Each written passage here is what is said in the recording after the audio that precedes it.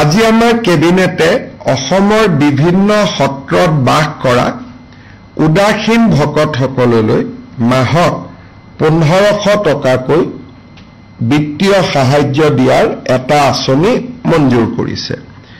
1 অক্টোবৰৰ পৰা তেওঁলোকে আঁচনি লাভ কৰিব আৰু শিশু উদাসীন ভক্তসকলেও এই আঁচনিটো পাব। তাৰমানে আমাৰ সত্ৰবিলাকত উদাসীন ভকত ৰূপে যিবিলাক শিশু ভকত আছে তেওঁলোকেও এই আঁচনিটোৰ সুবিধা পাব। যেনেকে অৰুণোদয় প্ৰতি মাহত যায় এই 1500 টকাও উদাসীন ভকতসকলৰ একাউণ্টত গৈ জমা হ'ব। এই আঁচনিটো 1 অক্টোবৰৰ পৰা আমি চেষ্টা কৰিম যাতে কাৰ্যকৰী হয়। আজি আমাৰ কেবিনেটে অসমৰ বিভিন্ন সত্ৰত বাস কৰা উদাসীন ভকতসকললৈ মাহত 1500 টকাকৈ বিত্তীয় সাহায্য দিয়াৰ এটা আঁচনি মঞ্জুৰ কৰিছে। 1 অক্টোবৰৰ পৰা তেওঁলোকে আঁচনি লাভ কৰিব আৰু শিশু উদাসীন ভক্তসকলেও এই আঁচনিটো পাব। তাৰমানে আমাৰ সত্ৰবিলাকত উদাসীন ভকত ৰূপে যিবিলাক শিশু ভকত আছে তেওঁলোকেও এই আঁচনিটোৰ সুবিধা পাব। যেনেকে অৰুণোদয় প্ৰতি মাহত যায় এই 1500 টকাও উদাসীন ভকতসকলৰ একাউণ্টত গৈ জমা হ'ব। এই আঁচনিটো 1 অক্টোবৰৰ পৰা আমি চেষ্টা কৰিম যাতে কাৰ্যকৰী হয়।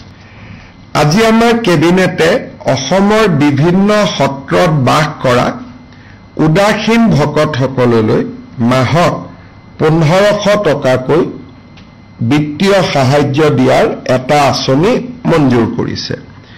1 অক্টোবৰৰ পৰা তেওঁলোকে আঁচনি লাভ কৰিব আৰু শিশু উদাসীন ভক্তসকলেও এই আঁচনিটো পাব।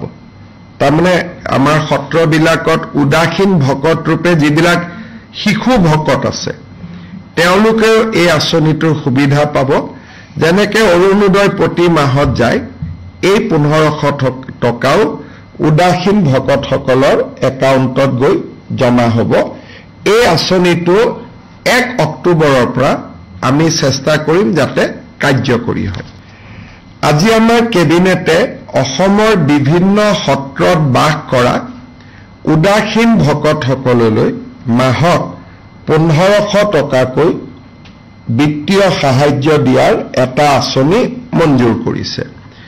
1 অক্টোবৰৰ পৰা তেওঁলোকে আঁচনি লাভ কৰিব আৰু শিশু উদাসীন ভক্তসকলেও এই আঁচনিটো পাব।